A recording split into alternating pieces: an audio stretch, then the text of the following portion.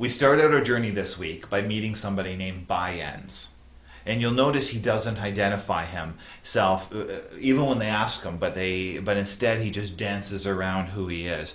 But he's someone who's willing to follow a form of faith without cost.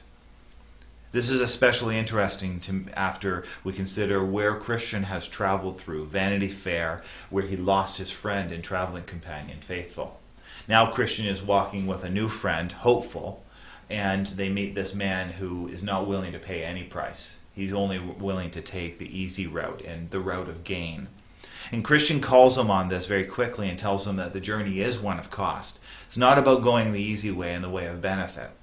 And I'm reminded of the sower and the seed. The one seed seems to grow up with no root, and as soon as the sun comes out, it fades away.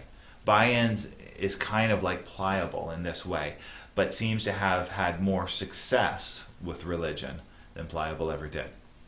What's interesting is that By-End wants to stick with his way of doing faith and travel with Christian and Hopeful. But Christian says, not a step further unless you will do as I proposed, even as we do.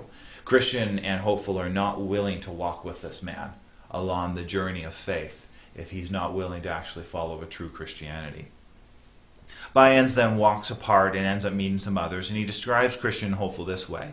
The men before us are rigid and in love with their own notions. They disdain the opinions of others with a superior attitude that is so narrow that if you don't agree with them in all things, they throw you out of their company. Do not be surprised or fooled by the false accusations of those around you.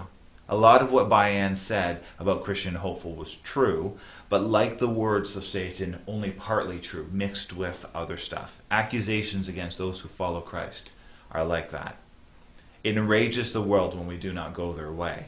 And the act of following Christ by its very nature is received as an indictment against those who refuse to follow Christ. As By-Ends chats with his friends, we learn very quickly that they are driven by personal benefit and ease. And I find it how interesting how quickly and willingly they rationalize their goals and aims in order to get what they want. These men are not about Jesus Christ. There's much more to their discussion, and I encourage you to ponder it some more this week, but here's some talking points for us. Why do you think that Christian refused to walk with By-Ends? It can't be just that harmful to walk together, can it? Think about that one for a moment. Second question is this: do you see areas in your own life where you are only following Christ if it is easy or if it benefits you? Don't think that just because you know Christ that we don't slip into this kind of thing. It's easy to be fooled into that. Take a look at your life and evaluate. And the third one is this: when considering By-Ends and their friends, if the Holy Spirit was in them, could they continue to walk down this road without any conviction? Could they continue to have a Christian faith that's just based on gain and benefit without any conviction? Does the Holy Spirit truly convict people about thinking that runs contrary to the heart of God?